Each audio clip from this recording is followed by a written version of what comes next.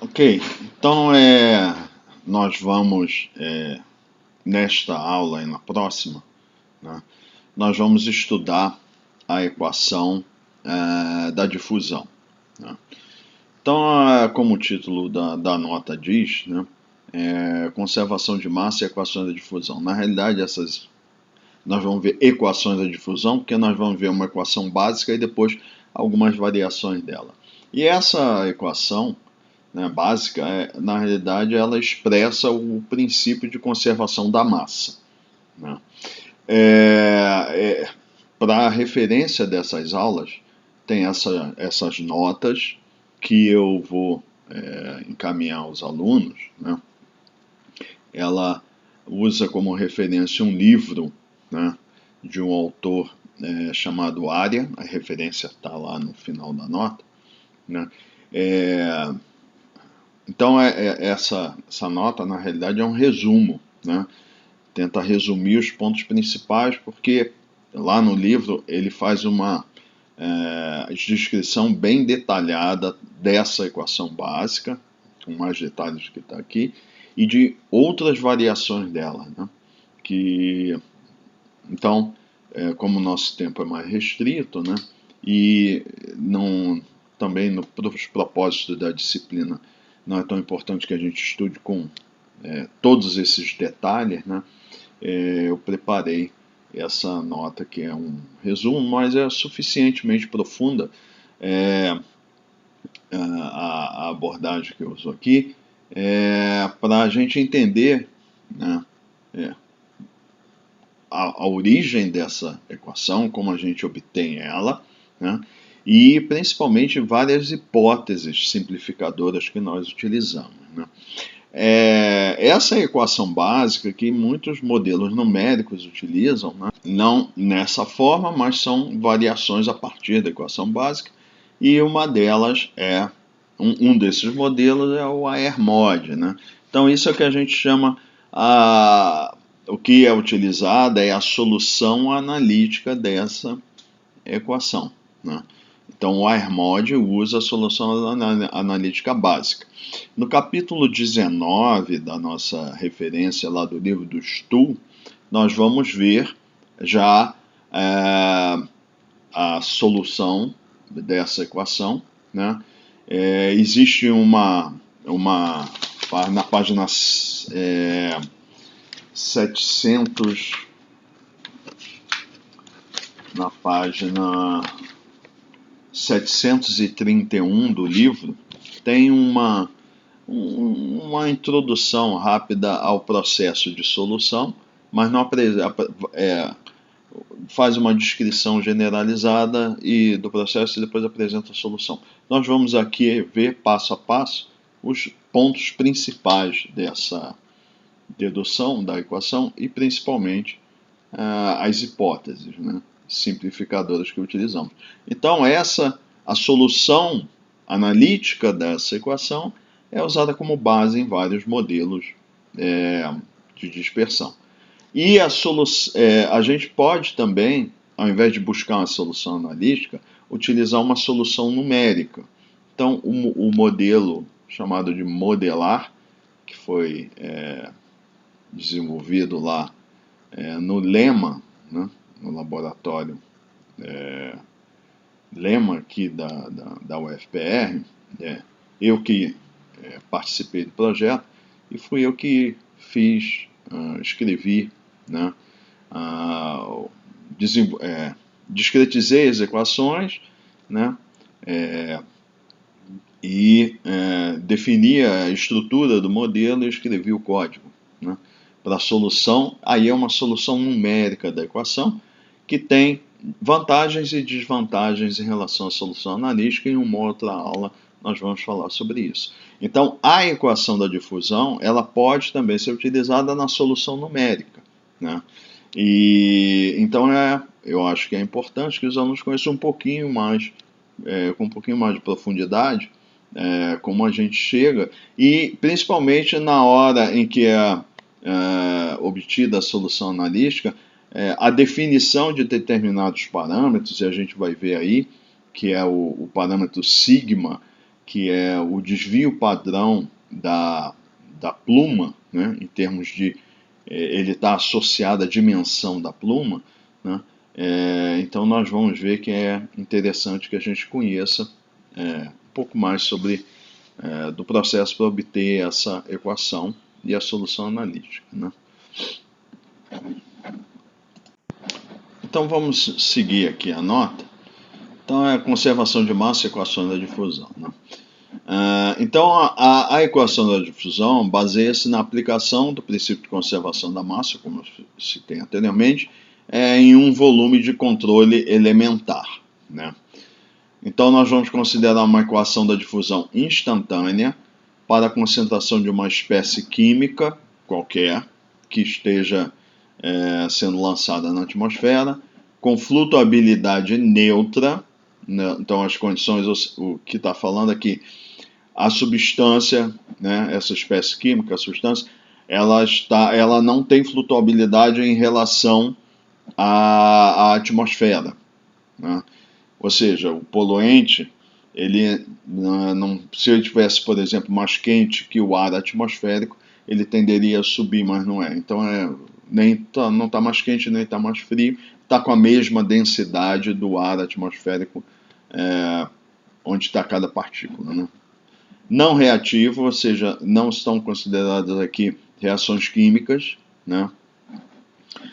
Então, nesse caso, a gente não vai ter transformação, a gente vai considerar que existe conservação de massa, né? E essa espécie química foi liberada na atmosfera e dispersa tanto por efeitos moleculares quanto pelo vento médio. Então, neste ponto, a gente ainda não está considerando efeitos de turbulência. Então, lembrando lá quando a gente obteve a equação da energia cinética da turbulência, a gente viu, primeiro a gente obteve, partindo das equações do movimento, obtivemos as equações de Boussinesq, que não fazem ainda nenhuma hipótese sobre, visando explicitar a turbulência. Aí quando a gente faz a decomposição de Reynolds, aí aparecem os termos de perturbação que a gente chama de turbulência. Então aqui no processo também a gente vai mostrar a equação nesse estado básico em que a gente vai considerar que o valor que a gente tem é o valor instantâneo da propriedade concentração, né, que inclui, se a gente fizesse a decomposição de Reynolds, tem uma média e uma perturbação. A soma da média e a perturbação é o valor instantâneo, vamos chamar de um valor completo. É isso que a gente vai obter agora. Depois a gente vai fazer a decomposição, né? E vamos considerar que há dois efeitos que transportam. Então, quando você fala, o poluente está sendo dispersado, é porque ele está sendo transportado. Na atmosfera existe transferência, né, ou transporte de massa, pelo efeito de advecção do vento médio, né, e por efeitos de difusão molecular, que vocês já conhecem. Então, é essa primeira parte da dedução. Então, esse aqui é o nosso volume de controle.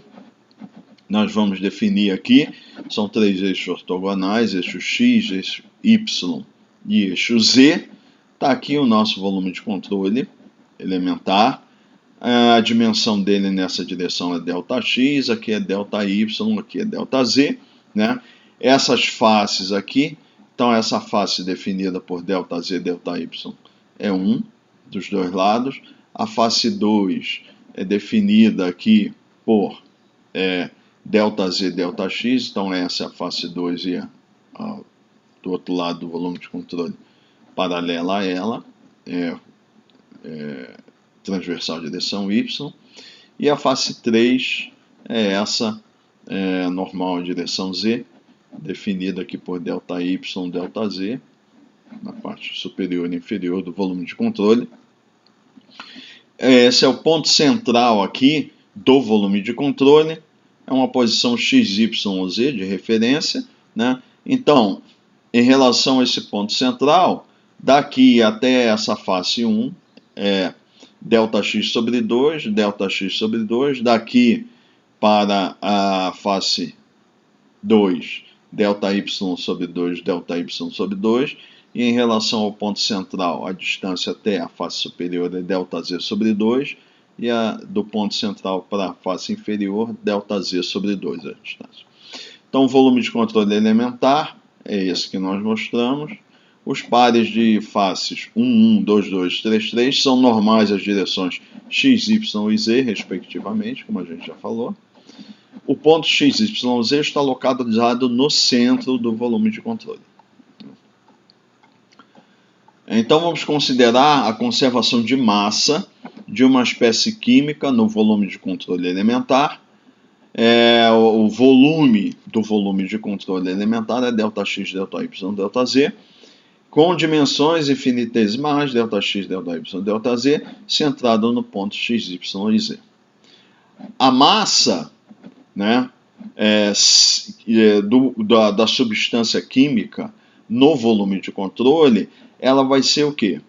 O volume do volume de controle, ΔX, ΔY, ΔZ, multiplicado pela concentração do poluente. Concentração é o quê?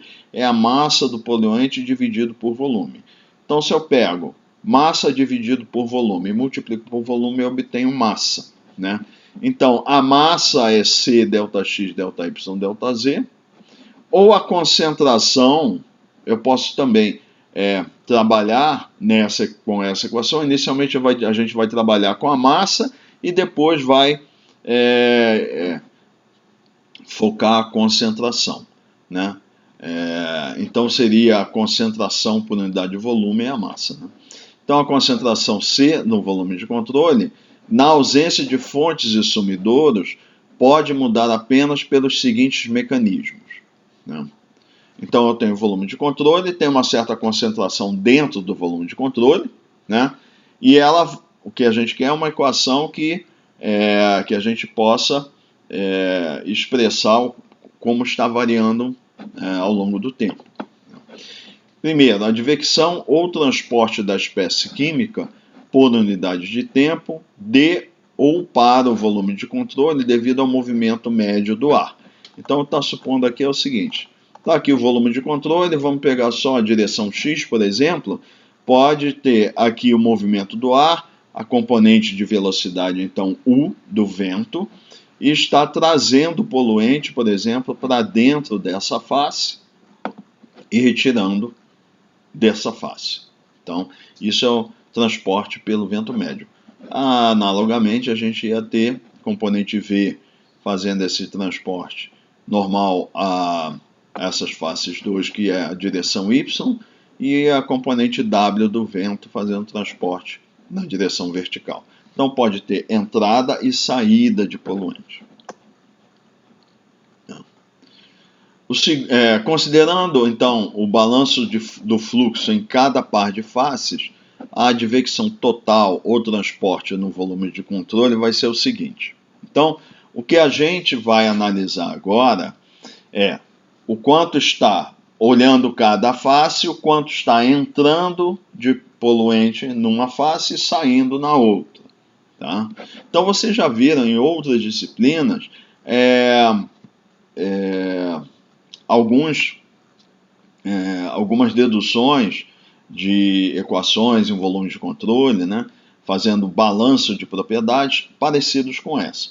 E isso tem uma origem lá, que é o teorema do transporte de Reynolds, que diz o seguinte: vamos considerar, no caso aqui para a conservação de massa, eu tenho um volume de controle, então a taxa de variação da propriedade armazenada no volume de controle, que no caso é a massa, é a diferença entre a taxa de entrada da propriedade e a taxa de saída.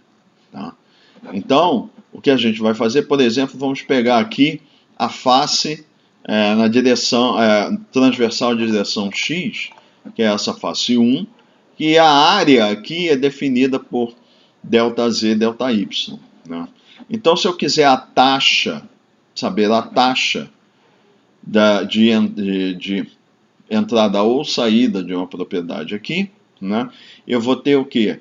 Eu posso obter isso pelo valor do fluxo nessa face multiplicado pela área. Tá?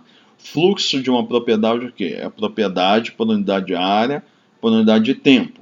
Se eu multiplico pela área, eu vou ter a propriedade por tempo. E isso é o quê? A taxa de transporte da propriedade normal a essa face, no caso. Então, nós vamos ter aqui C que multiplica U, né? Então, C que multiplica U, isso daqui tem unidades de fluxo. Tá? Quando eu multiplico pela área, então eu vou ter a taxa de entrada. Tá? E isso eu estou pegando aqui a face, olhando a figura, a face esquerda, considerando a componente U entrando ali. Né? Isso aqui, então, é o que está valor da concentração na face esquerda, multiplicado pelo valor da velocidade na face esquerda. Tá? E aqui, o que eu quero obter é o valor na face esquerda. Então, eu vou usar como referência o valor das propriedades no centro, né, do volume de controle, que está aqui, x, y e z. Então, aqui eu quero obter o valor da taxa de entrada nessa face. Então, eu falei lá, é o valor na faixa esquerda, faltou eu mencionar que vai ter uma segunda parcela para definir o valor na face esquerda. Então, o valor de entrada, por exemplo, na face esquerda, é C que multiplica U, menos a derivada de C que multiplica U em relação à direção X, multiplicado por ΔX sobre 2. Então, isso aqui é o quanto varia esse fluxo, C multiplicado por U, né? Que multiplica a distância, que é ΔX sobre 2. E tem um sinal menos, por quê? Porque está à esquerda, né? A face está à esquerda do ponto central. Como o x está orientado positivo para cá, essa distância é menos ΔX sobre 2. Né? Isso é o quê? Na realidade, ele está pegando o valor da concentração desse ponto e estimando o valor aqui por meio de um desenvolvimento uma série de Taylor, né, da propriedade CU em torno deste ponto aqui, tá? Truncado na primeira ordem. Da mesma forma, eu vou obter a taxa na saída como um desenvolvimento em série de Taylor em torno do valor da propriedade C que multiplica U, que é o fluxo, aqui no centro, né? E tem a taxa de variação neste ponto, multiplicado pela distância, que é ΔX sobre 2, só que é no sentido positivo, então é mais ΔX sobre 2. Tá? Então, vai ser a taxa de entrada, que é CU menos ΔX de CU, que multiplica ΔX sobre 2, menos a taxa de saída, que é CU mais ΔX de CU, ΔX sobre 2. Então, aqui é a entrada, aqui é a saída, então é a entrada menos a saída, e o sinal de ΔX sobre 2 aqui é positivo, que está orientado para a direita. Esse fluxo é multiplicado pela área, transversal ao fluxo. Então é ΔY, ΔZ. Analogamente, a gente vai ter essas relações aqui na direção Y e na direção Z, porque o que está ocorrendo no volume de controle depende da diferença de entrada e saída nas três direções coordenadas.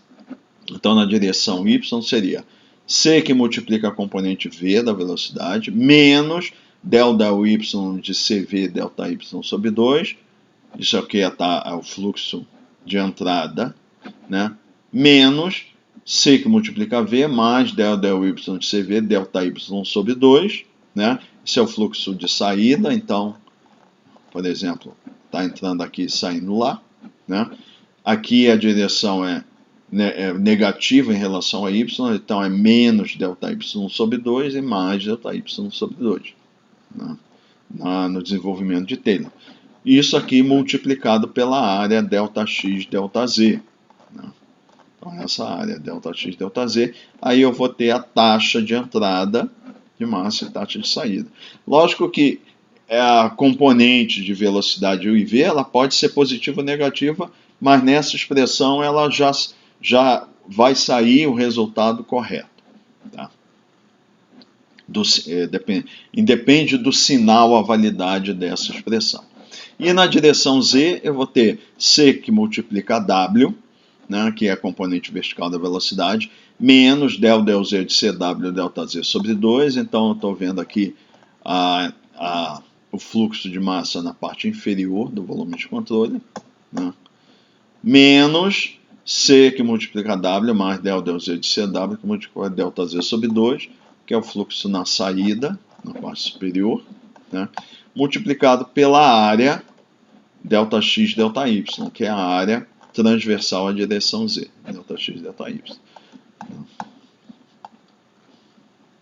Então, que isso daí é a soma das três contribuições, né, das taxas de entrada e saída em cada direção pelo efeito de advecção, né? O que vai acontecer? Esse termo C multiplicar U vai ser cancelado com esse aqui, e eu vou ter menos del x cu ΔX sobre 2, menos del x cu ΔX sobre 2. A soma desses dois vai dar o quê? Menos del x de C que multiplica U, que multiplica ΔX, né? Analogamente, eu vou ter na direção Y, C multiplica V, menos esses se cancelam. Quando eu somar esses dois aqui, eu vou ter del y de CV, que multiplica ΔY com o sinal menos, que multiplica ΔX, ΔZ, e aqui CW menos CW, eles se cancelam. Então vai ser menos del z de CW, menos del z de CW, que multiplica ΔZ sobre 2, multiplica ΔZ sobre 2, somando os dois vai ser menos del z, CW, que multiplica ΔZ, ΔX, ΔY. Então, essa é a expressão da soma das três contribuições.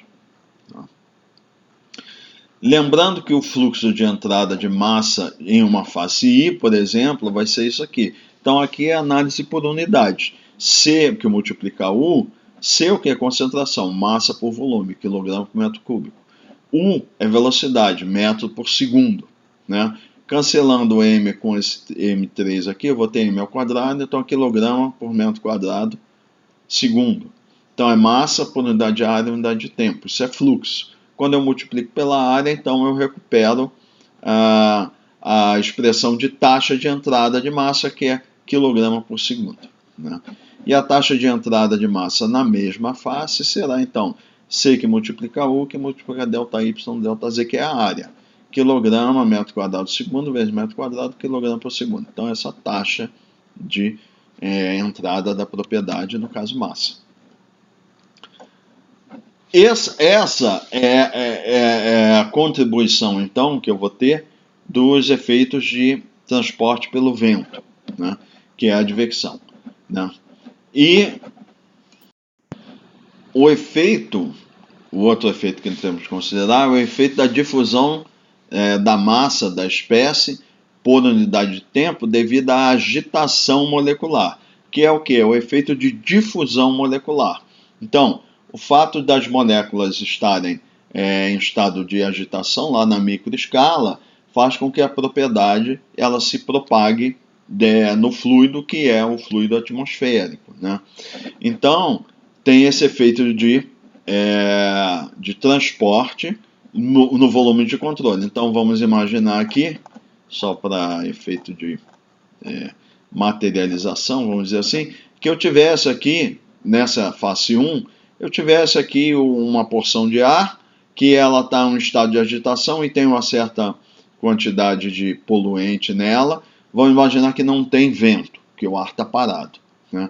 E essa agitação molecular, próximo à parede do volume de controle, eventualmente vai haver propagação da substância química que está dissolvida, né, vamos dizer assim, nessa porção de ar infinitesimal, e ela vai fluir através da parede por efeito de agitação molecular, que seria o quê? Vai aumentando a área de influência daquela região que está sofrendo essa difusão molecular, a substância vai se propagar dentro do fluido. E isso independe do movimento do fluido por escoamento por efeito de velocidade. Se eu tiver com fluido parado, desde que haja agitação molecular no fluido, ele vai fazer por difusão molecular, vai propagar esse poluente. A princípio a gente vai considerar, para simplificar, em todas as direções, então iria aumentando a área de influência do poluente, né?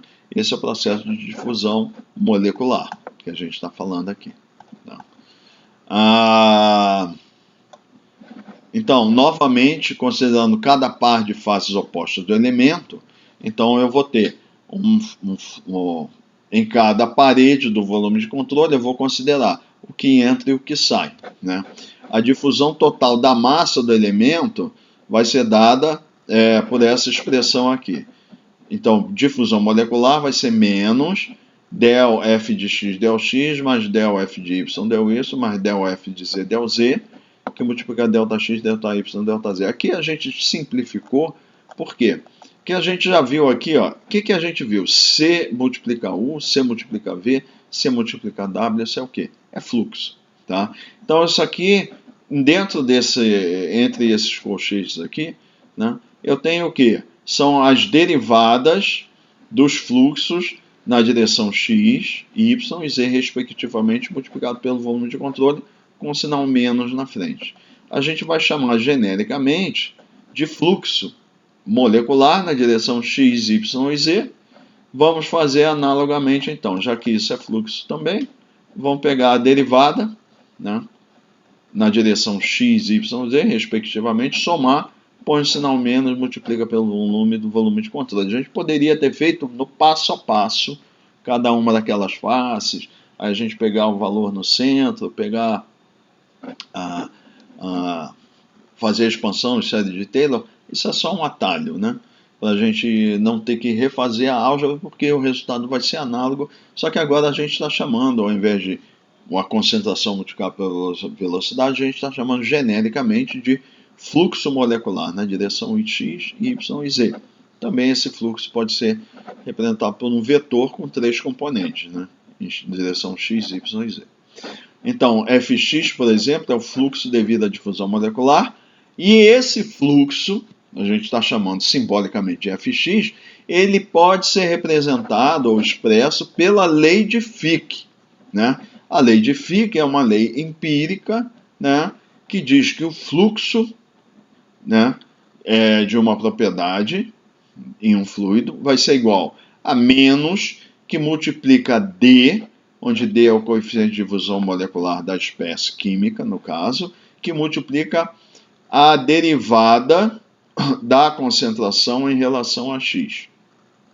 Então, o fluxo na direção x vai ser igual a menos D, coeficiente de difusão molecular, que multiplica a derivada de C em relação a x. Analogamente, na direção Fy vai ser menos D, del C, del Y, e Fz vai ser menos D, del C, del Z. Esse aqui. Por que o sinal menos? Sinal menos é porque é o seguinte, se eu tenho uma grande concentração aqui, uma pequena concentração aqui, o fluxo vai sempre ser da rede por difusão molecular, da grande concentração para a pequena concentração. Isso aqui, del C, del X, é a componente do gradiente da concentração na direção x. Tá? O gradiente ele aponta no sentido de maior taxa de crescimento da propriedade. Como o fluxo de concentração é da região onde eu tenho mais para onde eu tenho menos, é contrário à direção do gradiente, né? Então, por isso que tem o sinal menos. E o que a lei de Fick aqui quer dizer é o seguinte, quanto maior a diferença de concentração entre dois pontos, mais intenso vai ser o fluxo. Quanto menor a diferença, menos intenso. Tá? Então, a gente pode aplicar essa lei de Fick cada um desses termos. Então, eu vou ter, por exemplo, aqui eu vou ter del x de menos d del c del x. Então, vamos lá. Prosseguindo. Como consequência, o balanço de advecção e difusão de massa E aí, massa é o quê? É a concentração que multiplica o volume do volume de controle, ΔX, ΔY, ΔZ. No volume de controle, varia no tempo, né? Então, o armazenamento, vamos dizer, de massa dentro do volume de controle varia no tempo em função de variação no que está entrando e está saindo de massa, tanto por advecção quanto por efeito de difusão molecular. Então, a conservação de massa então requer o quê? Que a taxa de variação de massa dentro do volume de controle, e aí a massa, que é a concentração vezes volume, vai ser igual a taxa, a soma das taxas dos efeitos de advecção de fluxo multiplicado por volume e a soma das taxas dos efeitos de difusão molecular multiplicado por volume, sendo isso aqui fluxos, né? Então nós vamos substituir essas expressões para a contribuição para a taxa por efeito de advecção, que é o A, e a contribuição por efeito de difusão molecular, que é o B, DM, melhor dizendo. Vamos aplicar, substituindo essa expressão. Então nós vamos ter então aqui, ó, del M del T, eu derivo isso aqui em relação a T, M, eu vou ter del T de C que multiplica o volume. Como meu volume de controle é fixo, ele no espaço e as dimensões dele não variam, ele sai da derivada. Então, del M del T vai ser del T de C que multiplica o volume, que o volume é uma constante, né? Então, eu vou ter do lado esquerdo, eu vou ter volume que multiplica del C, del T. Aí eu vou cancelar volume com esse volume aqui. Então, eu vou ter del M, del T, vai ser essa parte. Quando eu cancelo o volume, sobra o quê? Del C, del T. E o volume também vai ser cancelado aqui nessa expressão e nessa expressão. Então, é como eu divido os dois lados da expressão por volume. Então, eu teria isso aqui. Del C, del T, que é dessa conservação de massa dentro do volume de controle. Aí, o que eu fiz? Eu peguei a parte referente à advecção e passo para o lado esquerdo, por conveniência. A gente faz essa modificação. Então, a gente passa para o lado de cá. Essa expressão de A, né, tem um sinal negativo. Quando eu passo para o lado esquerdo, o sinal fica positivo, né? Então, eu vou ter o quê?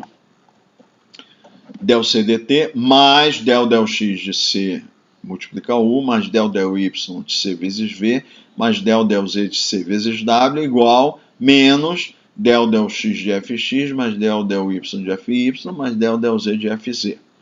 Utilizando a lei de Fick, então, por exemplo, aqui f de x é menos d del C del x, né? Então eu vou substituir aqui, por exemplo, f de x por menos d del C del x. Considerando que d independe da posição x, y e z, é uma constante, vai sair daqui da derivada. Então eu teria menos d, né?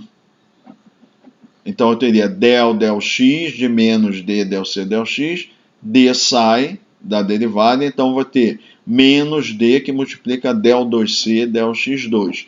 Como tem o sinal menos na frente, vai ser menos com menos, vai ser mais, né? Então, por isso que eu fico com essa expressão. D que multiplica todo esse termo, que eu considerei que D independe de x, y e z, é uma propriedade, o coeficiente de fusão molecular é uma propriedade do fluido, não é da posição, né? Vai ser D que multiplica del 2c del x2, mais del 2c del y2, mais del 2c del z2. Tá? Então, em geral, eu considero que as concentrações de poluentes são muito pequenas para afetar a dinâmica e termodinâmica da atmosfera. Portanto, eles são passivos, ou seja, o poluente ele não altera a temperatura e a dinâmica do poluente, né? Então, ele sendo passivo, eles não irão afetar os campos de velocidade e temperatura. Tá? Então, o que quer dizer assim, é que D, né, não existe relação, D não é uma variável da qual a velocidade e temperatura depende. Ou seja, as componentes de velocidade U, V e W. Tá? E quaisquer outras variáveis termodinâmicas não dependem de D. Tá? E isso é importante. Tá? Isso permite, por exemplo, que a gente tire isso de dentro da derivada.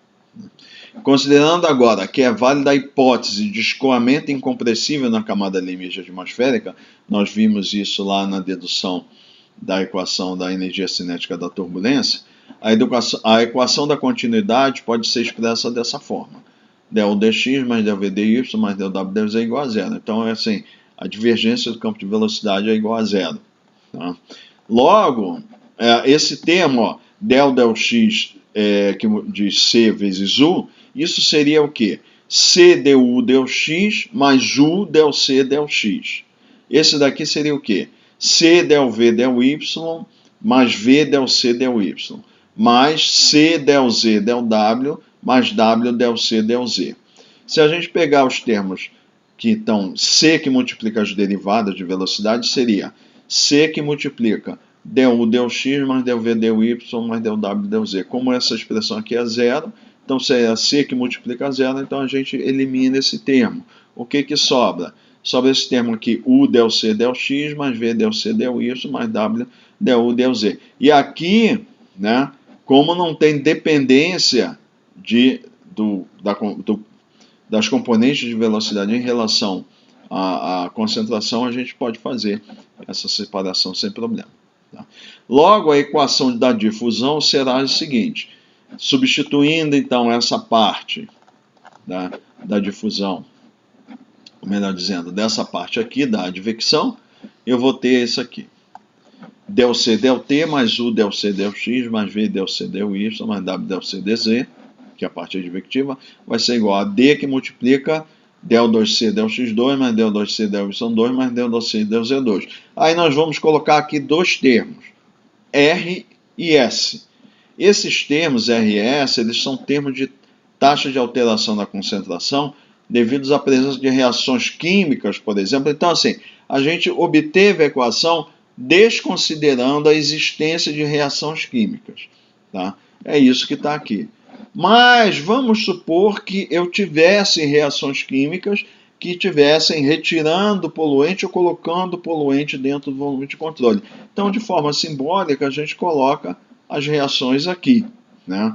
E eu posso também ter outras fontes e sumidouros, né? Por exemplo, um processo de deposição do poluente, um efeito de, por exemplo, arrasto do poluente por precipitação, tira o poluente do volume de controle, seria fontes ou sumidouro, né? Então, quando eu considero a ausência de fontes e sumidouros e reações, não existe esses dois termos aqui. Então, nós vamos trabalhar com a equação sem esses dois termos aqui, considerando que não há reações químicas e que não há fontes ou sumidouros. Mas se esses processos existirem, a gente inclui aqui, né, e busca então expressões adequadas para resolver a equação. Mas no caso, vamos considerar que não há nem reações químicas e nem fontes e sumidouros. Bom, agora nós vamos ver as equações de conservação de massa integrais. Então, a equação da difusão anterior, essa que nós acabamos de ver, é uma expressão da conservação de massa em um volume de controle arbitrariamente pequeno em torno de um ponto no espaço. Sua solução para fontes e escoamentos especificados nos daria, a princípio, concentrações em todas as posições e instantes. Então, com as condições iniciais e de fronteira e definição de fontes e sumidouros, etc., adequados, a gente poderia resolver essa equação. Um ponto importante aqui que eu devo mencionar, que posteriormente, então nós estamos vendo aqui a equação da difusão de forma geral, e nós vimos lá que tem fonte sumidora. Então, naquelas hipóteses iniciais, a gente está considerando, eu falei, vamos considerar que não tem fontes sumidoras. Na hora em que eu for efetivamente implementar essa equação para obter o comportamento de um poluente na atmosfera, aí, né, não me interessa, né, nesse caso, considerar que eu já tenho algum poluente, que seria o caso não ter fonte nem sumidor, que eu já tenho o poluente na atmosfera, eu quero ver a evolução dele. No caso, por exemplo, eu tenho, nas aplicações práticas, eu tenho a fonte, né?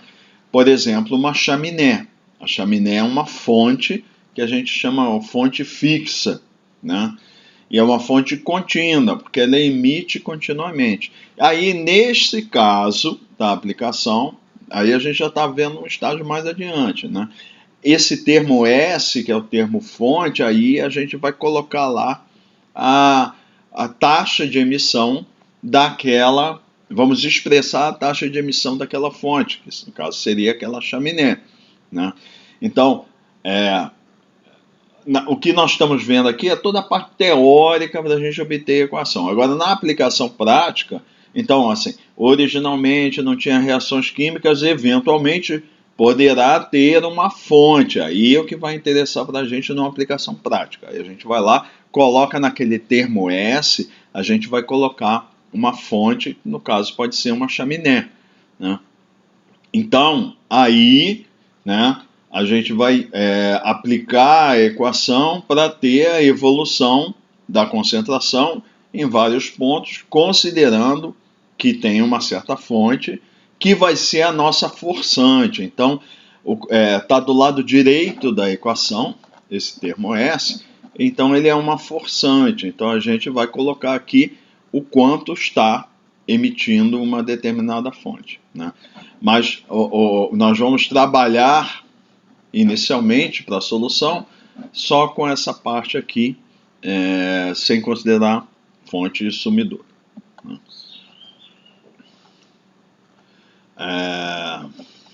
Então, a sua solução para fontes e escoamentos especificados nos daria princípio de concentração em todas as posições e instantes. Aí seria uma aplicação prática, né? O campo de concentração resultante também deve satisfazer uma condição de conservação de massa geral, considerando todas as fontes que afetam o domínio, né? Para uma emissão instantânea, a massa total da nuvem puff em difusão, em um determinado instante, em qualquer instante após a emissão, deve satisfazer o princípio de conservação de massa. Então, o que é isso? Vamos imaginar agora, tá, que eu tenho a seguinte situação. Eu tenho uma chaminé. Essa chaminé faz uma emissão instantânea de uma certa quantidade de poluente e para, tá? Então, essa emissão, ela não é contínua, como uma pluma de poluente de uma chaminé. A chaminé emitiu instantaneamente e parou. Essa quantidade de massa, por exemplo, ela, sob o efeito de difusão molecular, ela vai se expandindo em torno do ponto onde tem maior concentração e formaria como se fosse uma nuvem de poluente em torno daquele ponto. E a nuvem como um todo pode estar sendo transportada pelo escoamento. Então essa é a ideia da nuvem, ou puff, que está sendo citado aqui, né? Em inglês vocês veem essa expressão puff para dizer a nuvem de poluente. Então não é uma emissão contínua. Então, emitiu e essa massa está se deslocando dentro de um domínio, tá? Então, considerando que eu não tenha nenhuma fonte, nenhuma outra fonte, continuando a emitir, e eu não tenho nenhum sumidouro e não tenho reações químicas, essa massa tem que ser conservada ao longo do tempo no meu domínio. E é isso que vai ser essa expressão que a gente vai ver aqui em seguida. Não. Então, está aqui. A integral nas direções x, y e z, nos limites de menos infinito a mais infinito. Então, estou considerando que meu domínio vai de menos infinito a mais infinito em todas as direções. Tá? Se eu pegar e integrar a concentração dentro de todo o meu domínio, tem que ser igual a esse valor de Q e P, que é a massa inicial do poluente. Então, isso é a expressão do princípio de conservação da massa. Tá? E aqui a gente já viu, né, que a concentração multiplicada, isso aqui vai ter unidades de volume, a gente vai ter massa. Né? Para representar a difusão em uma fonte contínua, aí agora a gente vai... É um outro caso, não é mais um puff, uma emissão instantânea que forma uma nuvem, mas é uma fonte que está emitindo continuamente, como, por exemplo, uma chaminé. Empregamos um referencial fixo relativo à fonte. Então, agora, em muitas aplicações, a gente pega o referencial e coloca a fonte na origem. Então, a fonte vai ser a origem, né, do nosso sistema de coordenadas, onde a pluma se estende no sentido do vento. Então eu tenho uma fonte de emissão que emite continuamente e vamos supor, eu tenho vento em uma determinada direção, o poluente ele vai sendo, o efeito da advecção vai transportar o poluente ao longo do vento e em torno desse transporte ele vai sofrer o processo de fusão molecular. Aí vai formar o que a gente chama de pluma de poluente. Tá? Então, no sentido do vento, porque tem o efeito de advecção. A condição de conservação de massa integral requer que a taxa total de massa, passando através de uma seção reta normal ao eixo da pluma, deve ser igual à taxa de emissão da fonte. Então, o que nós estamos supondo agora é o seguinte, eu tenho uma fonte, está emitindo continuamente uma pluma de poluente. Tá? Aí eu tenho uma seção reta aqui, normal a direção do vento, que é a direção ao longo da qual está sendo transportado o poluente. Então, assim, a fonte está emitindo continuamente. Se eu estou considerando que eu não tenho nem fontes, nem sumidouros, nem reações químicas, o que vai acontecer? O poluente que está sendo emitido aqui, se a massa é conservada, né, a taxa com que o poluente está sendo emitido tem que ser igual à taxa com que ele está passando por uma seção reta transversal ao vento. Então, o que quer dizer isso?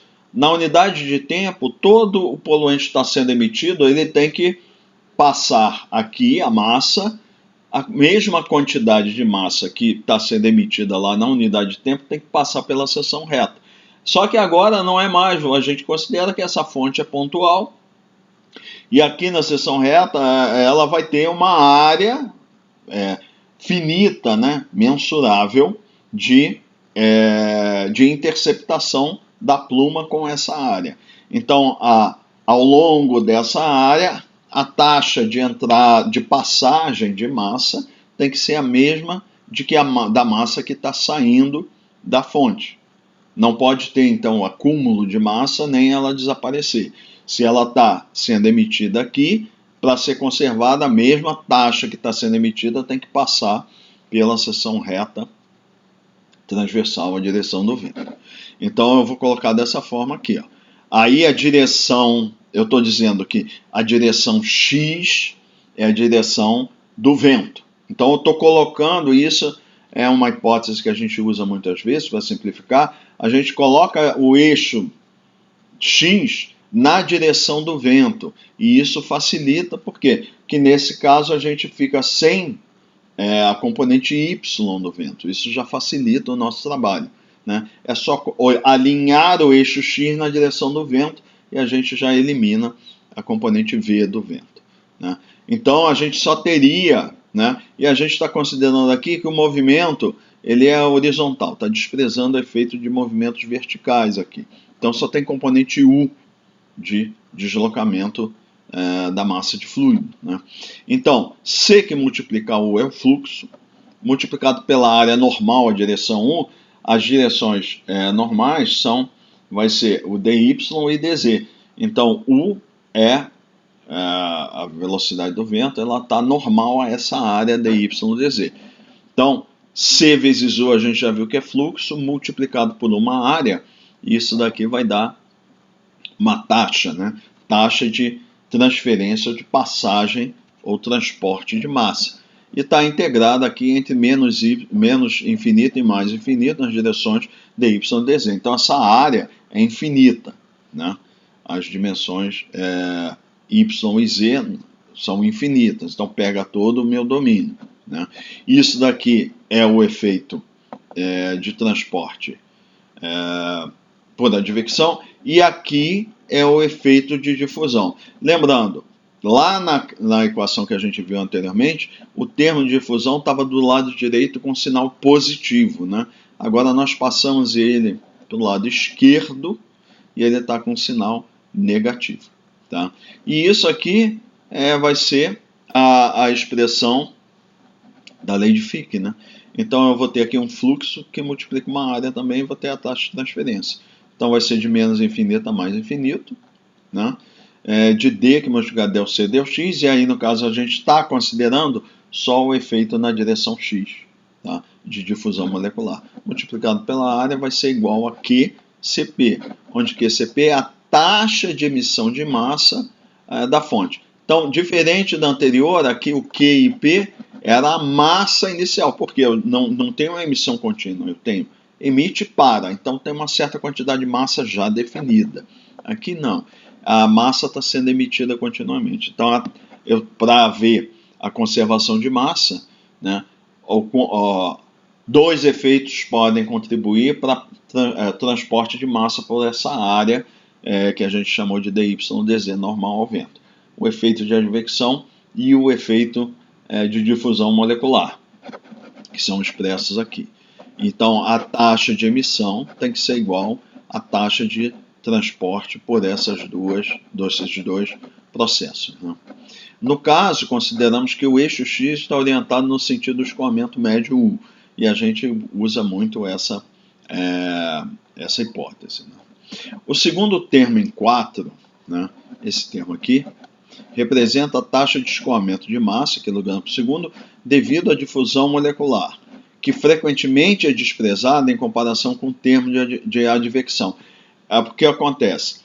A ordem de grandeza de transporte de massa por advecção é muito maior, na prática, na realidade, o efeito de transporte por advecção é muito maior que o efeito de difusão molecular. A difusão molecular, se a gente atribuir valores típicos ali, a velocidade do vento, né, e a coeficiente de difusão molecular, nós vamos ver que o efeito de advecção é muito maior, muito mais significativo, várias ordens de grandeza maior que o efeito de difusão molecular. Então, na presença da transporte advectivo, o efeito de difusão molecular é desprezível. Então, muitas vezes ele simplesmente a gente despreza o efeito de difusão molecular.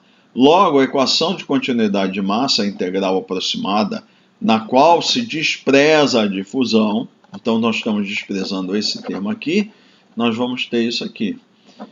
A integral de menos infinito a mais infinito, nos dois limites y e z, né?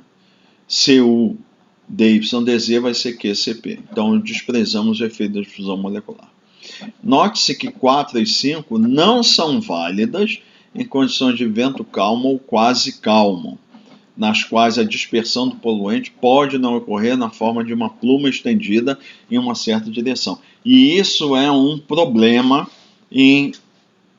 de forma geral, quando a gente está nessas condições em que o vento está muito fraco, né, a gente não pode, a equação ela não é nenhuma das formas de equação, tanto aquela do volume de controle fixo quanto essa integral, nenhuma dessas duas formas é adequada. Por quê? Porque nas duas formas da equação depende da componente de velocidade. Então, se a componente de velocidade é aproximadamente zero, né, o que a gente vai ter?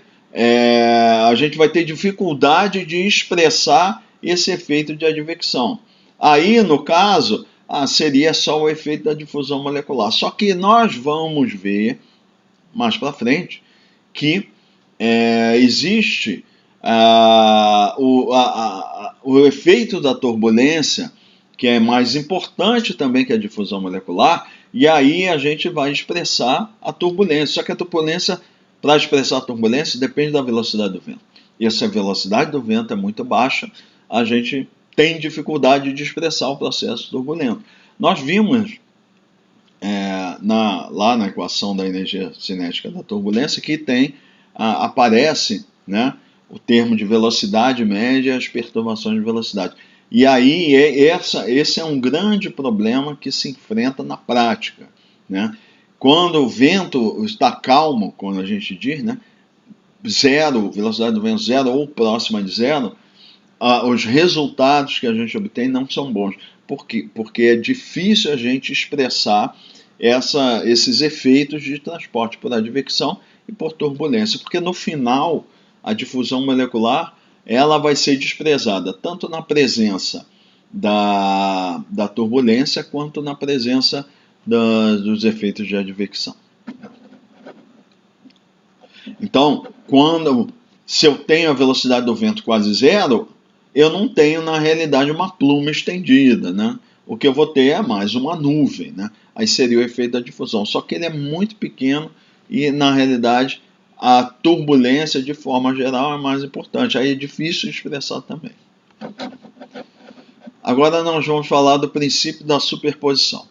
A poluição atmosférica é consequência do transporte e difusão de poluentes de diversas fontes, que podem ser pontuais, como chaminés industriais e vulcões, ou em linha, né, que são estradas e pistas de aeroportos, ou de área, que é o tráfego, por exemplo, o tráfego urbano, a gente expressa como tipo de fonte. Então, uma chaminé a gente considera que é um ponto e tem uma emissão contínua, ou poderia ser um vulcão, como ele cita aqui. Em linha, uma estrada, por exemplo, aí o que se faz é considerar, né, é difícil você resolver o problema considerando uma fonte contínua em linha. Então o que a gente faz? A gente supõe que ao longo dessa estrada a gente tem um número grande de fontes pontuais, que a soma de todas essas fontes pontuais no nível da superfície representaria a estrada. E a mesma coisa em área, né? Ao invés de eu representar a área toda como uma fonte, eu coloco nesta área um grande número de fontes pontuais, tá?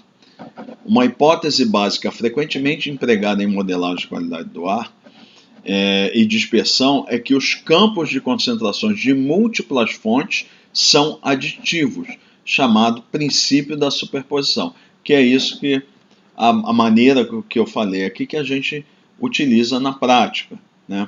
Ao invés de a gente considerar, seria possível uma solução analítica para uma fonte que ela é uma área ou uma linha, mas isso, ou volumétrica também, né?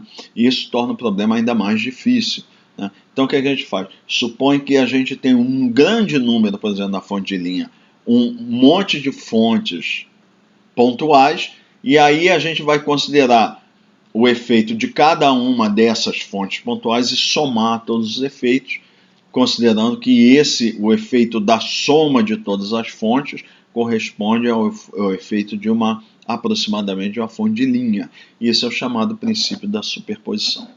O princípio se baseia na independência das concentrações das diferentes fontes. Nesse caso, os diferentes poluentes não poderão reagir uns com os outros. Então, a gente está supondo que não há reação química. Então, nessa hipótese, aquele termo R de reação não existe, tá? E que as concentrações que a gente obtém responsável por cada fonte, uma não influencia a outra. Então, o que é que a gente faz? Eu tenho uma fonte e outra fonte. A concentração obtida por essa fonte aqui é independente da concentração obtida por essa. Então, não há dependência entre elas, a gente soma as contribuições de cada uma das fontes. Na maioria dos modelos de dispersão urbanos e locais, que a gente está falando modelos para curta distância. Então, o que é uma curta distância? Em aplicações práticas, um modelo, por exemplo, como o AirMod, é recomendado que a gente não use para distâncias maiores que 10 quilômetros aproximadamente, né? Não existe uma regra fixa dizendo se é 9, 10, 11 ou 12, né? Mas é considerado assim, já é o limite, assim, né? 10 quilômetros da fonte, está muito longe. Tem uma série de considerações que a gente tem que levar em conta, mas uma delas, por exemplo, é que a gente no final vai ter que considerar as condições micrometeorológicas da área onde a gente está interessado no processo de dispersão. E aí, em geral, a gente vai considerar para regiões relativamente pequenas. Na aplicação prática, a gente usa só informação de uma estação meteorológica. E o efeito, a ordem de grandeza dos processos de micrometeorologia, como a gente viu, a microescala, é ali na ordem de 1 a 2 quilômetros, né? E a gente vai pegar a informação de uma posição só e considerar que ela é representativa de todo o domínio onde a gente está resolvendo o problema.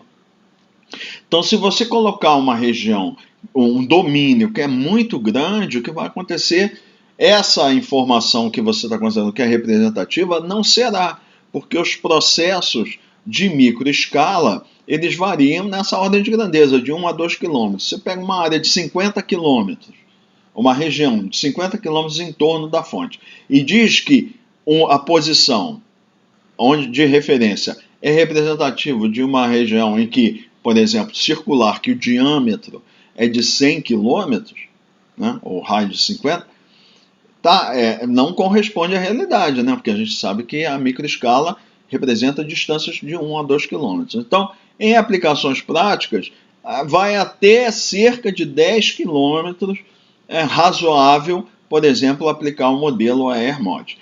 Existem outros modelos em que você poderia ter informações para uma região maior, mais representativa de cada parte do domínio. Mas eu estou usando como referência aqui o AirMod, que é um modelo bastante utilizado aí pelos consultores aqui no Brasil, né? Então, tem gente que utiliza até 20 km, não é recomendado. A recomendação é que não ultrapasse 10 km, né? Mais ou menos, isso é uma regra empírica, né? Mas é mais ou menos o limite. O quanto mais eu puder limitar a minha região, fica mais próximo da realidade, tá? Uma boa justificativa para esse procedimento baseia-se na natureza da equação da difusão. Uma vez que os campos de velocidade e temperatura do escoamento atmosférico podem ser especificados essencialmente independentes das concentrações, como a gente viu. Concentração de poluente, a concentração, a gente vai obter utilizando como forçantes os valores de velocidade, né? E se eu tiver com alguma equação da termodinâmica, os valores das variáveis termodinâmicas. Mas os campos de velocidade e temperatura, por exemplo, eu posso obter essas variáveis independente da presença de poluente ou não. Por quê? Porque nós vimos que as concentrações são tão pequenas que os poluentes não afetam a dinâmica nem a termodinâmica nessas hipóteses, porque as concentrações, embora elas sejam o que a gente visa definir os valores das concentrações, porque elas afetam, né, de forma geral o ambiente, mas não a dinâmica. Elas não são suficientemente grandes, as concentrações, de forma geral, para influenciarem, né, o campo dinâmico e termodinâmico, ou seja, a dinâmica e a termodinâmica, então, velocidade, temperatura, etc., etc., a gente pode obter esses valores independente da concentração dos poluentes, tá? Então, em geral, o que a gente faz é obter primeiro os campos de velocidade, temperatura, e eles vão ser usados como forçantes para a gente prever o campo de concentração. A concentração depende da dinâmica e termodinâmica da atmosfera, mas a dinâmica e termodinâmica não depende da concentração. Então, considerando concentrações na ordem de 0,1% ou menores para os principais poluentes. Os valores são muito pequenos, então esses valores de poluente, de concentração, não conseguem afetar a dinâmica e a termodinâmica. Né? Então, a equação da difusão será essencialmente linear, né? E as soluções das equações da difusão lineares podem ser linearmente combinadas, e isso lá nos estudos lá que vocês fizeram de matemática aplicada na solução de equações diferenciais parciais lineares, a gente usa esse princípio também da superposição da linearidade das equações, né? E a gente tem esse mesmo resultado, né? A combinação, né, também será uma solução para a equação, né? Então, assim, eu pego a equação para cada fonte e somo os resultados. Seria o mesmo resultado que eu pegar todas as fontes e colocar em uma equação só e obter o resultado para todas as fontes simultaneamente. Tá? Então, a soma das soluções também é uma solução para a equação. Então, essa é a justificativa matemática para o princípio da superposição. As equações basicamente são lineares. Esse é o ponto. Tá? Ou seja, quando eu tenho um termo, por exemplo, C, que multiplica del U, del X, isso quer dizer o quê? Que que U independe de C. Se U independe de C, essa equação ela vai ser linear. Né? Do ponto de vista matemático, é isso. Então, esse é o princípio básico da superposição do ponto de vista matemático. Então, prosseguindo agora, vamos ver a solução da equação da difusão para uma fonte contínua em escoamento uniforme. Então, nós iremos analisar uma fonte pontual contínua, emitindo a uma taxa fixa Q, kg por segundo, por tempo suficiente para que um campo de concentração estacionário associado à pluma emitida pela fonte seja estabelecido. Então, só completar aqui. Então, essa é uma hipótese que a gente vai usar para simplificar. Quer dizer o seguinte: a fonte começa a emitir. Tá? Então, meu domínio está lá, sem nenhum poluente. A fonte começa a emitir. Então, o poluente ele vai começar a ser dispersado dentro do meu domínio, tá? E o meu domínio a princípio, ele seria limitado, tá? Mas vamos considerar para efeito teórico que o domínio ele é ilimitado. Então vamos supor que essa fonte ela emite por tempo infinito, tá? A uma taxa constante, tá? E que as condições do vento, a parte dinâmica e termodinâmica também não se alteram. Então isso quer dizer que o tempo de emissão é suficientemente longo para que, já que as forçantes são todas constantes, e então o que vai acontecer é que vai ser estabelecido um campo de dispersão, de concentração do poluente, que ele vai ser estacionário. Tá? Essas equações, né, que a gente tem, elas são equações que têm uma parte importante dela, que é a parte parabólica. Né? E equações parabólicas têm uma propriedade que quando as condições de fronteira são constantes, né, elas vão tender a um estado estacionário. Tá? Então, o que acontece é que se eu considerar que o tempo de emissão tende a infinito e todas as forçantes são estacionárias, elas não mudam ao longo do tempo, então o campo de concentração que eu vou obter também é estacionário. E isso vai possibilitar que eu faça o quê? Que eu elimine o termo ΔC, ΔT, que é a derivada temporal. Então essa é uma hipótese também que é muito importante. Porque a pergunta que vocês poderão ter é o seguinte: pô, na equação aqui tinha lá um termo que era ΔC, ΔT, variação da concentração no tempo. E a equação que está sendo mostrada aqui não tem, o termo sumiu.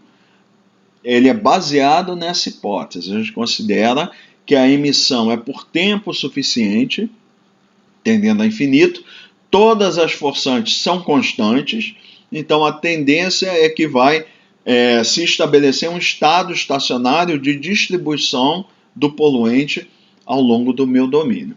Em aplicações práticas, agora eu vou voltar ao que eu estava falando inicialmente. Meu domínio é limitado. Tá?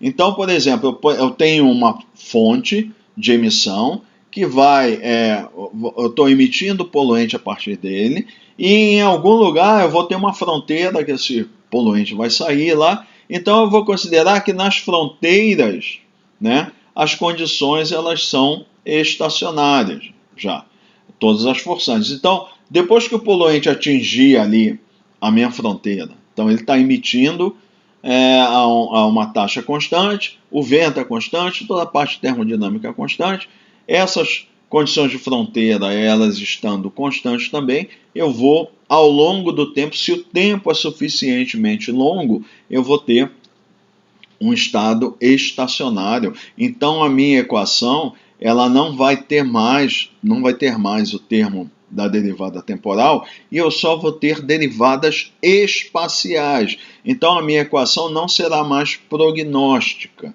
a minha equação vai ser diagnóstica. Né? Então, em função das forçantes, e que são a parte dinâmica, termodinâmica e a parte da emissão, a fonte, eu vou fazer um diagnóstico da distribuição de concentração. Essa é a forma de resolver o problema na prática, é assim que é feito. E aí, o que é considerado na prática um tempo suficientemente longo para estabelecer o estado estacionário? Em aplicações práticas, 1 hora. Em aplicações práticas, 1 hora. Então a gente vai considerar que ao longo desta hora a gente vai pegar as condições, por exemplo, da dinâmica, termodinâmica e taxa de emissão em um instante e vai considerar que essas condições são válidas para a próxima hora toda e elas não variam. E durante esse tempo é o suficiente para se estabelecer um estado estacionário, e aí eu vou ter o diagnóstico para aquela hora. A gente sabe que a gente tem a dinâmica e essas condições vão variando, a taxa de emissão também pode variar. Então o que eu faço? Eu vou pegando intervalos de tempo de 1 hora. Então eu pego as condições para 1 hora, faço a minha análise, depois eu pego da próxima hora, aí com essas novas condições, eventualmente diferentes da hora anterior, faço uma nova análise e assim sucessivamente. Na prática é assim que é feito. Tá? Mas a base dessa aplicação prática são essas hipóteses que eu mencionei anteriormente. Então, prosseguindo. A equação da difusão estacionária para uma fonte pontual com vento uniforme, com o eixo x alinhado no sentido do vento, como eu mencionei, né? Porque uma outra hipótese que é utilizada, não está sendo mencionada aqui, é que a gente considera, nesses modelos, na camada limite atmosférica, a componente vertical do vento é considerada como zero. Tá?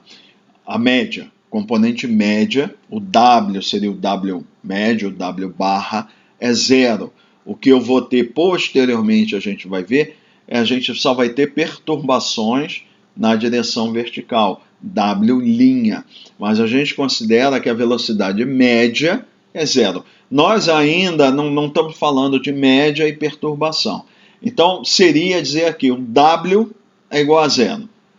Depois a gente vai separar e vai dizer, não é o W, é o W barra é igual a zero. E a gente vai ter perturbações W' diferentes de zero, que é na escala da turbulência. Como a gente está olhando ainda uma escala maior, não está separando média e turbulência, então, por enquanto, a gente diz assim, um movimento vertical é zero, eu só tenho movimento horizontal, e aí o que eu faço? Eu pego a direção do vento, a componente U, coloco na direção X, e aí eu não vou ter direção vento na direção transversal, não vou ter componente V.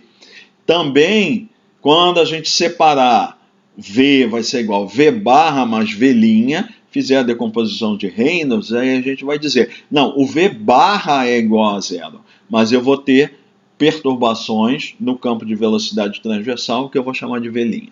Tá? Mas no momento a gente está olhando uma escala maior, então a gente não está separando entre média e perturbação, a gente vai dizer, não, o vento na vertical é desprezível, o efeito de grande escala do W, que eu estou muito próximo da superfície, né? E o vento horizontal, o eixo X é na direção do próprio vento, o eixo X, então eu não tenho componente V de grande escala, só tenho componente U. Então, na minha equação da difusão, aquele termo V del C del Y e o outro W del C del Z, eles são eliminados e eu fico só com U del C del X. Eu tinha o del C del T, mas como nós vimos aqui que adota-se a hipótese de estado estacionário, eu não vou ter mais a parte transiente, então esse termo foi eliminado, eu fiquei com uma equação diagnóstica. Então, o del C del X é igual a D, que multiplica del 2C del X2, mais del 2C del Y2, mais del 2C del Z2. Então, é assim que a equação é simplificada. E assim que ela é aplicada na prática.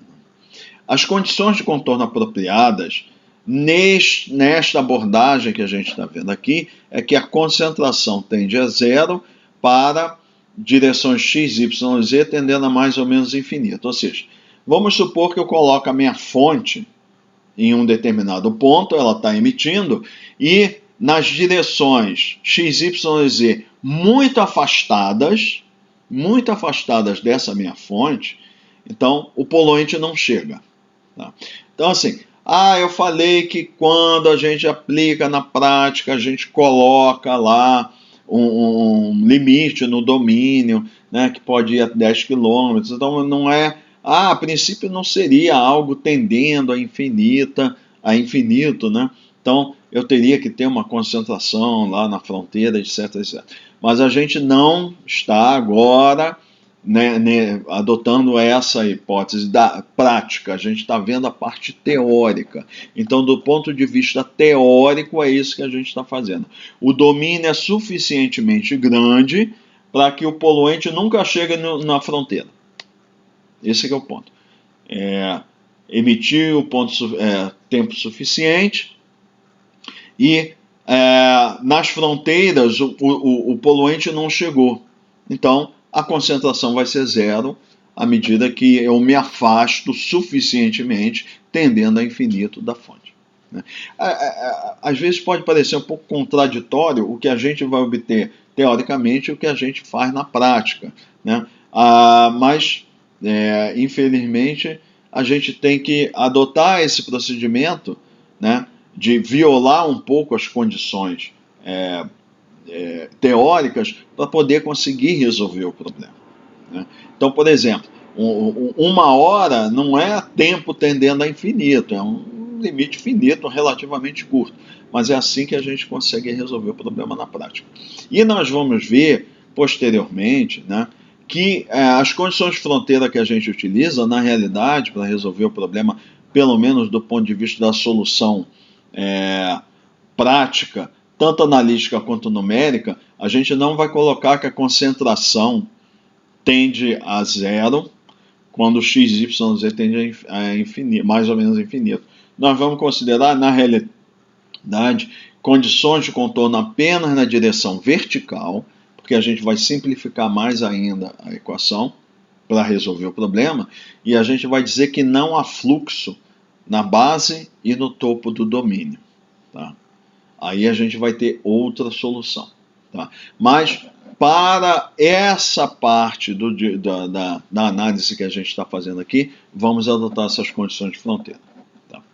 A solução exata dessa equação aqui, da difusão, né, que satisfaz as condições de contorno acima, essas aqui, e a condição de continuidade de massa, né, que é uma outra equação que é utilizada, né, que não está sendo mencionada aqui, mas que a gente já viu o princípio de conservação da massa, utilizando os métodos matemáticos para a solução, né, de equações diferenciais parciais lineares, né, a gente chega a essa expressão aqui. Então isso vocês já viram, inclusive em matemática aplicada 2,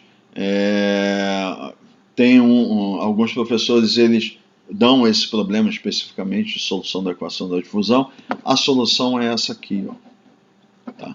Então a concentração, função de x, y e z, então veja aqui é uma equação diagnóstica, ela só vê variações de concentração no espaço, não no tempo. Né? É que é a taxa de emissão, dividido por 4πd, que é o coeficiente de difusão, R é a distância radial a partir da fonte, então a distância radial a partir da fonte, que vai ser o quê? Nós vamos colocar a origem, né, na fonte, então x igual a zero, y igual a zero, z igual a zero é a posição da fonte. Então qualquer posição x, y e z, né, a distância em relação à origem, que é a fonte, vai ser R, que vai ser raiz quadrada de x2 mais y2 mais z2. Tá? Então, Q sobre 4πd, que multiplicar R, exponencial, menos U, que é a velocidade, e entre parênteses, R menos X dividido por 2D. Tá? Então essa é a solução analítica. A pluma resultante de uma fonte pontual contínua em um escoamento uniforme é consideravelmente alongada no sentido do escoamento. Então eu tenho a fonte aqui, o vento está alinhado com o eixo X, então a pluma ela tenderá, desde que o vento seja significativo, o componente U do vento, né? Não estamos naquela situação de vento calmo, a tendência da pluma é ser estendida, né, ao longo da direção X, que é a direção do vento. Né? Ou melhor dizendo, sentido do vento. Né? Em meteorologia, a direção é de onde o vento vai, de onde o vento vem. Né? Mas algumas vezes eu vou mencionar aqui, eu vou usar o termo direção, mas na realidade é sentido, né, de propagação. Tá? Se eu falar direção, nesse caso está equivocado do ponto de vista meteorológico. Direção é de onde o vento vem, não vai. Então, no caso, é o sentido. Né?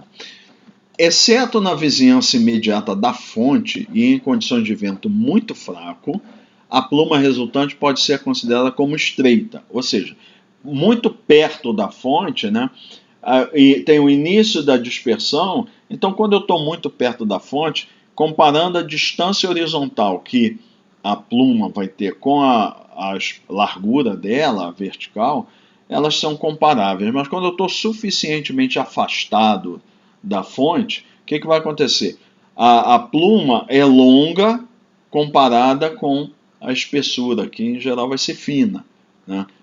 Fina relativa ao comprimento da pluma. Então, estou querendo dizer que na direção longitudinal do vento, as dimensões da pluma são grandes comparadas com as dimensões transversais. Né? Então, isso é considerado pluma estreita. Normalmente, estamos interessados nas concentrações em pontos próximos do eixo central da pluma, y igual a z igual a zero. Então, assim, nós colocamos a origem, né, na fonte. Tá?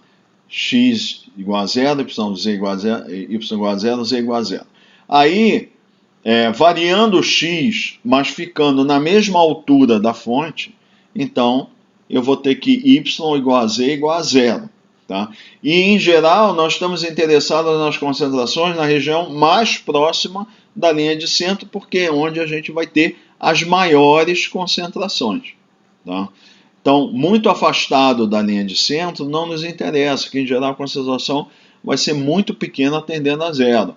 É a região mais próxima da linha de centro da pluma. Né? Nesse caso, adota-se a seguinte aproximação para a pluma estreita nos termos que envolvem R.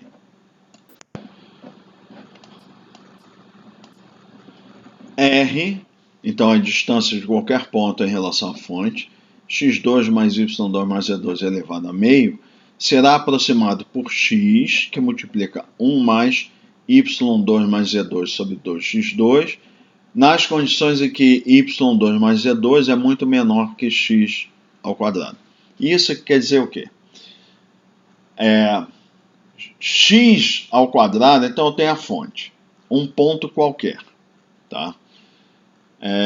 Se a pluma é estreita e eu estou pensando estou enfocando a concentração em pontos próximos à linha de centro e a pluma é alongada, então quer dizer que a distância, se eu estiver suficientemente longe da fonte, a distância x, né, ao quadrado será bem maior do que eu pegar as distâncias em relação à linha de centro da pluma das direções transversais y e z, elevar ao quadrado, a soma de pego y, eleva ao quadrado, z ao quadrado, que são as distâncias transversais em relação à linha de centro da pluma, comparando a soma de y quadrado mais z ao quadrado com o valor de x ao quadrado, eu vou ver que y2 mais z2 é muito menor do que x2, porque a pluma é alongada.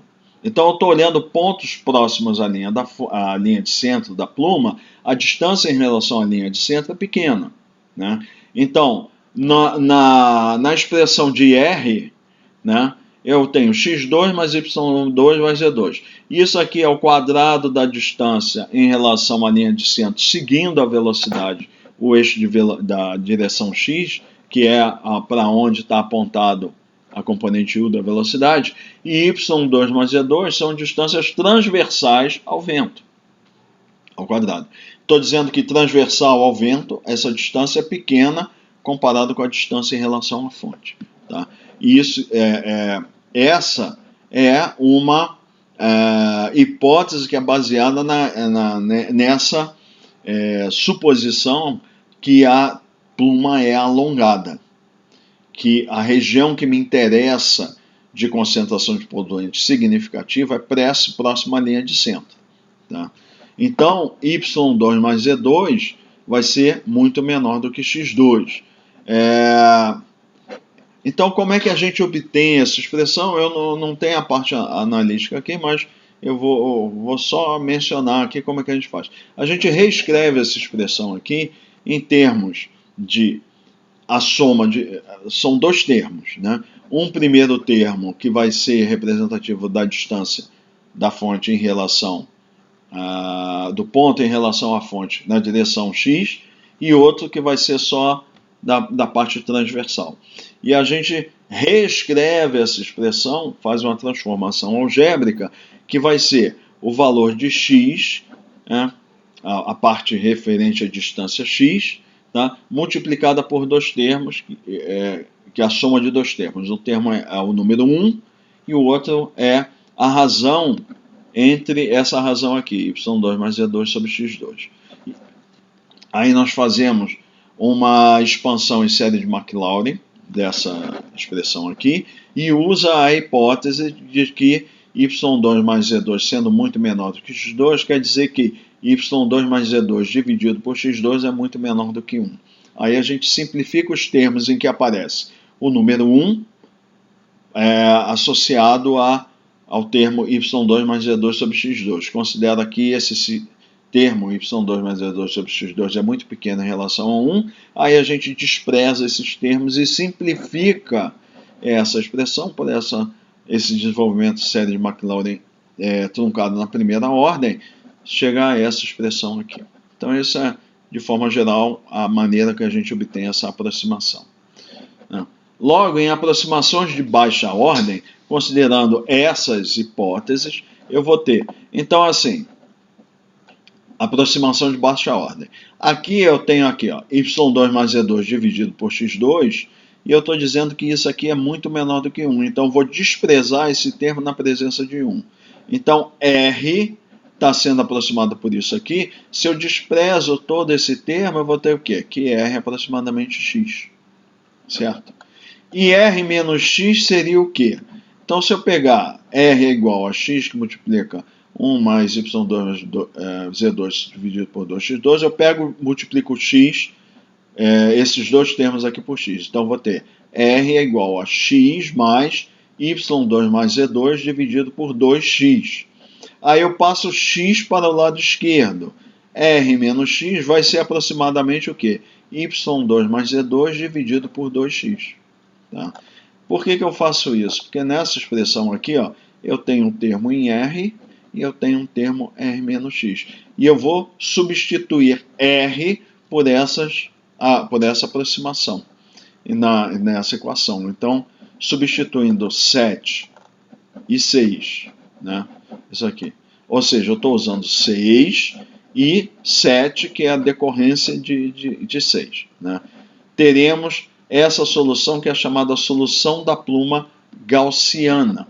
Então, eu substituir o R por x aqui.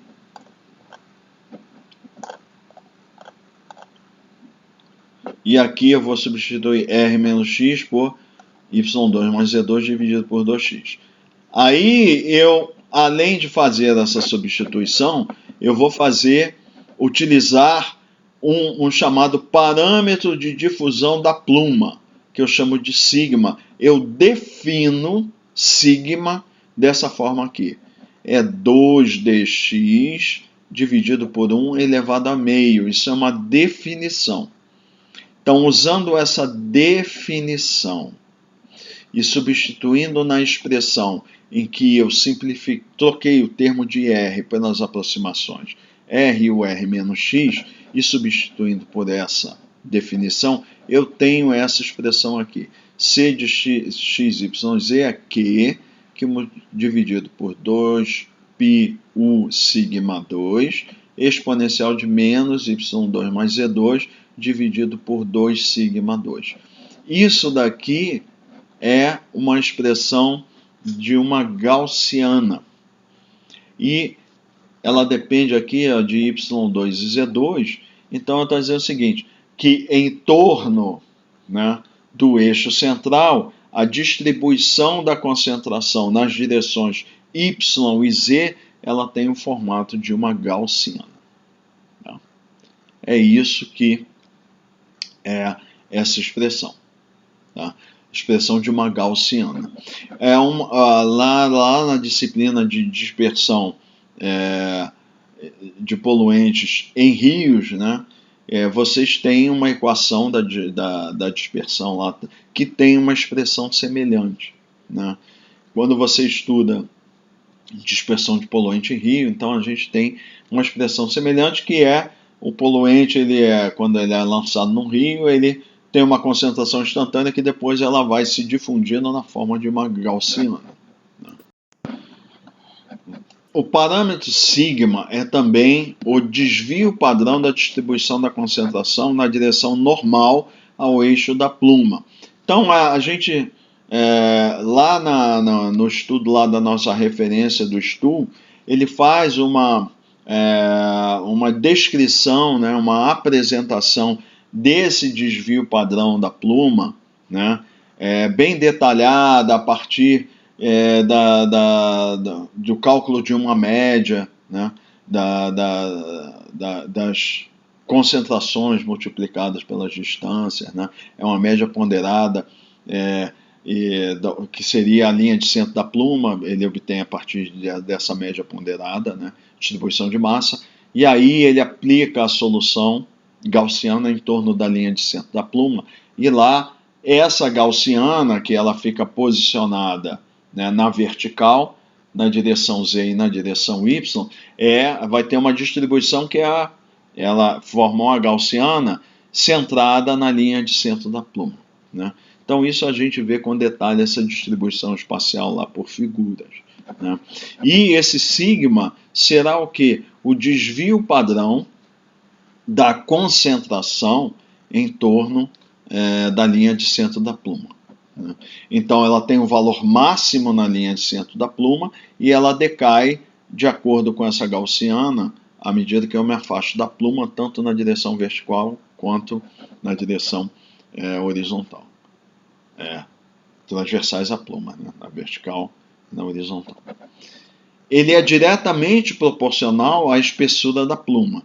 Então, quanto mais espessa a pluma, maior vai ser o desvio padrão da pluma, esse sigma. Por exemplo, a metade da largura de 10% da pluma é dada por esse chamado YP, que é igual a Z de P, porque a gente vai considerar que essa gaussiana ela é isotrópica na parte transversal à linha de centro da pluma, né? Então a distribuição transversalmente à linha de centro da pluma, a dispersão na direção Y vai ser igual à dispersão na direção Z. Então tem isotropia em relação às direções Y e Z. Esse valor vai ser aproximadamente 2,15 sigma, tá? Que é chamada metade da largura efetiva da pluma. O que é essa largura efetiva?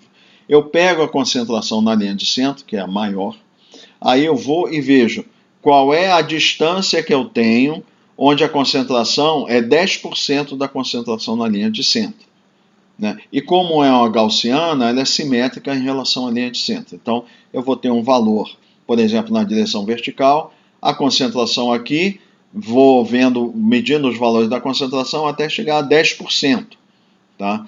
Na direção Z para cima e na direção Z para baixo.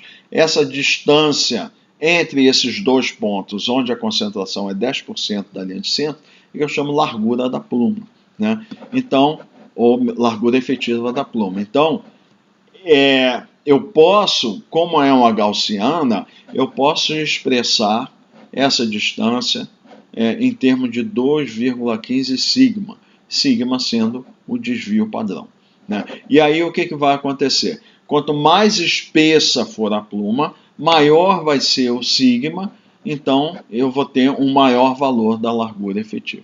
Então, o desvio padrão da pluma ele é proporcional à espessura da pluma. Quanto mais espessa a pluma, ou a área de influência do poluente em relação à linha de centro for maior, então eu vou ter um valor de sigma maior, e aí a pluma vai ser mais larga para cima e transversal à direção X.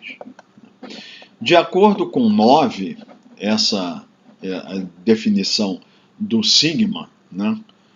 A largura da pluma, ou sigma, é proporcional a x elevado a meio, ou seja, a raiz quadrada de x, e u elevado a menos meio, ou seja, 1 sobre a raiz quadrada de u, de forma que a pluma cresce monotonicamente ao longo do eixo longitudinal a partir da fonte, né?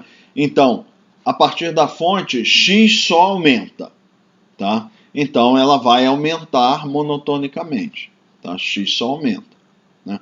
Porque eu tenho a fonte, o eixo x na origem, e o eixo x só aumenta, a pluma vai se propagando na direção x. Então, como x é só positivo aqui, a pluma só aumenta, tá? E u é constante, tá? E vai ser sempre positivo porque o u está sempre apontando no sentido da propagação da pluma, e tem que ser positivo. Se não pode ser negativo, senão a solução não seria real, né? E a uma certa distância, a pluma se torna cada vez mais alongada ou estreita com o aumento da velocidade do vento, né? Pois sigma varia com x elevado a meio. Então, o que acontece? O u é constante, tá? Então esse valor não muda, ele está no denominador, tá? Ele não muda, é uma constante. Tá? Então, o que vai definir o sigma vai ser o numerador, que é o x. Então, à medida que eu me afasto de x, o x aumenta. Me afasto da origem, né, da fonte, o x aumenta. Só que o que acontece? X varia na potência 1/2, ou seja, a raiz quadrada de x. Então, o que acontece? A função raiz de x, ela vai mostrar o quê? Que ele aumenta mais rápido próximo da fonte, à medida que eu me afasto da fonte, a função x elevado a meio, ela vai fazendo isso. Então, o crescimento vai diminuindo a taxa de crescimento, ou a derivada da função em relação a x. Então, o que acontece? No início, o crescimento é mais rápido, então a espessura da fonte é relativamente grande em relação à distância que eu estou da fonte. Porque eu estou próximo à fonte, a largura é relativamente grande em relação à distância. Mas quando eu me afasto, o que vai acontecer? A tendência do sigma é diminuir pouco ao longo da distância x, enquanto x aumenta, né? X vai tendendo a ficar paralela ao limite da fonte, vai aumentando e o sigma praticamente não aumenta, aumenta muito pouco. Então o que vai acontecer? X vai aumentando e o sigma, ou a espessura da fonte, quase não aumenta, então a pluma fica cada vez mais alongada. Porque como a gente definiu pluma alongada? Distância x grande em relação à distância transversal. Então é por isso que é dito que a pluma vai se tornando cada vez mais alongada por causa disso. Porque o sigma varia com a raiz quadrada de x. Então, cada vez mais que eu me afasto de x, o aumento de sigma vai sendo cada vez menor. E é importante notar isso aí também. O U é constante, mas o sigma não é constante. Ele vai aumentando à medida que eu me afasto da fonte. Isso é isso que faz com que a pluma ela tenha, no início, ela seja estreita e depois ela vai, inicialmente é zero a espessura, que a gente considera a fonte pontual, ela aumenta e depois continua aumentando, só que vai aumentando a uma taxa cada vez mais lenta devido a essa variação do sigma, que está relacionada à espessura da pluma em função da raiz quadrada de x. Prosseguindo, uma outra implicação da aproximação da pluma alongada é que a distribuição de concentração na seção reta transversal da pluma em uma distância x da fonte, dada por 8, né? Então vamos ver a equação 8 aqui, essa aqui, em que a gente fez a substituição da pluma alongada, né? Da aproximação da pluma alongada para substituir o R, né? É uma solução exata da equação da difusão aproximada. U del C dx é igual a D, que multiplica del 2C del y2 mais del 2C del z2. Qual a diferença dessa equação aqui em relação à nossa equação original da solução analítica? Essa que a gente obteve aqui é a solução analítica desta equação aqui, ó. Del 2C del x2 mais del 2C del y2 mais del 2C del z2. O que a gente está fazendo? Se nós retirarmos esse termo aqui, tá?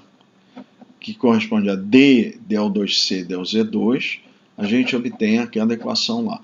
U del C dx vai ser igual a D, que multiplica esses dois termos aqui. Então, o que a gente fez naquela equação lá?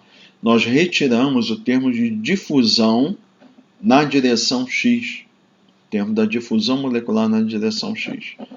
Então, na qual essa aproximação, a difusão no sentido do escoamento, que é o sentido da velocidade u, é desprezada na presença do transporte advectivo. Então, se a gente pegar o termo U del C del x, que é o termo referente ao transporte advectivo na direção x, e o termo D del 2C del x2, que não está aparecendo aqui, que a gente retirou, mas a gente compara U del C del x com D del 2C del x2. Então, na direção x, eu tenho dois processos, transporte advectivo e difusão molecular.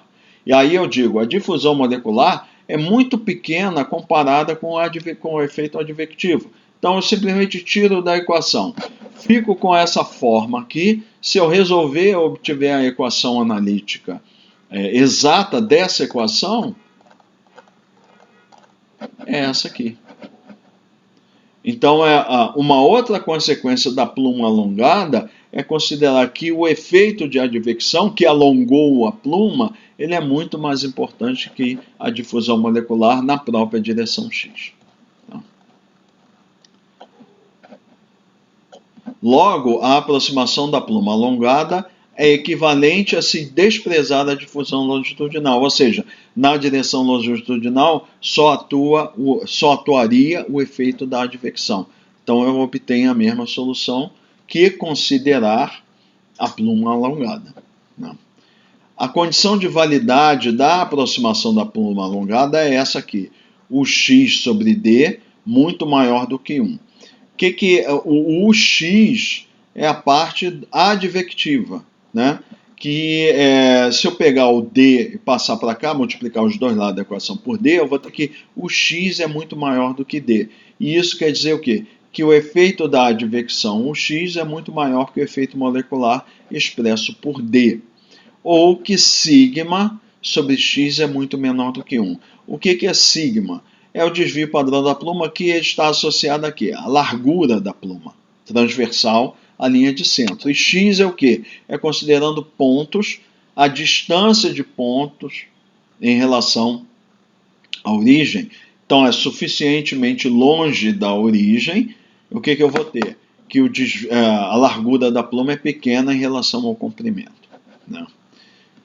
É isso que quer dizer que estão representados essas duas aproximações. Essa em termos do efeito de advecção e difusão, e essa aqui é a própria aproximação que está fazendo considerações espaciais. Comprimento da pluma grande em relação à largura da pluma. Então, essas são as condições de validade da pluma alongada. Ou seja, o que a gente espera, se a gente usar essas equações muito próximo da fonte, o resultado não vai ser bom. Basicamente é isso. Só que, em geral, a gente não está muito interessado em resultados muito próximos da fonte. Né? A gente quer o resultado estar interessado um pouco mais afastado da fonte. Então, a gente sabe que na proximidade, na vizinhança imediata da fonte, essas soluções que a gente vai obter não são, com a aproximação, não são muito boas. Eu quero uma boa solução próxima. Então, usa a equação completa, mas é mais complicado de resolver o problema. Não, seria um pouco mais complicado. Né? A concentração na linha de centro da pluma, y igual a zero, então a gente vai considerar assim. Nós temos a direção x, transversal a ela tem y, então a direção x está apontando para no sentido do vento, y é transversal ao vento e z é para cima, não vertical. Né? Então, na linha de centro da pluma, quer dizer que ao longo do eixo x, eu considero y igual a zero. E na superfície, z igual a zero. Né? Porque nessa, uma aproximação também importante que a gente tem que citar aqui, é que a gente está considerando que a fonte está na superfície. A fonte está na superfície. No momento, a gente considera que a fonte está na superfície. Tá? Mas não está considerando que tem efeito da superfície sobre a pluma de poluente. Tá? Esse é um resultado teórico. Por enquanto, a gente vai considerar isso aí. A fonte está na superfície, z igual a zero, e a gente quer uma solução para a região onde tem as maiores concentrações, que é onde é na linha de centro da pluma. Então, o que a gente faz? Vem nessa equação aqui, que é a solução analítica, tá? E a gente substitui y igual a zero e z igual a zero. Tá? Então, a distribuição da concentração na posição x, y igual a zero, z igual a zero, ou seja, x, 0, 0, em qualquer posição x vai ser q dividido por 2π u sigma ao quadrado. Aí é a pergunta que faz, mas é a dependência em x? A dependência em x está na definição de sigma, que é essa aqui, 2dx sobre u. Então, a dependência da concentração em relação a x vai aparecer aqui no sigma, que a gente já viu, depende de x. Então, seria C de x 00, Q sobre 2π U sigma 2. Por que a gente usa Z igual a zero? Porque, em geral, a gente está interessado no valor da concentração próximo à superfície, que é onde a poluição vai afetar mais, né, o ambiente. Ela vai afetar o ambiente como um todo, mas o impacto maior da poluição é próximo à superfície. Então, é obtida a solução para Z igual a zero. Né? E isso vai ser igual aqui, usando a definição de sigma 2, vai ser Q dividido por 4π dx, onde a concentração decresce com a distância x. Então, nesse caso, a concentração vai decrescer linearmente com a direção x. Então, essa é uma aproximação que a gente faz naquela solução teórica. Ok? Então, nessa primeira parte, a gente viu uma solução fizemos várias aproximações, uma solução teórica da equação, mas sobre determinadas condições de fronteira. Nesse caso aqui, a gente está considerando que não existe nenhum efeito da superfície, né? Então, nós vamos, na próxima aula, nós vamos ver vamos aplicar um pouquinho de sofisticação a essa solução, vamos considerar o efeito da turbulência, nós vamos considerar o efeito da existência de uma superfície fixa, que em geral é isso, tem a superfície da Terra, né, e tem uma chaminé que está lá sobre a superfície, e a superfície vai influenciar a dispersão do poluente nessa região, inclusive, que interessa mais para a gente, que é a próxima à superfície. E nós vimos a solução só com a difusão molecular, mas a gente sabe que a turbulência é extremamente importante. Então, a gente vai ver como é que a gente leva em consideração o efeito da turbulência na equação da difusão. Então, isso a gente vai ver na próxima aula.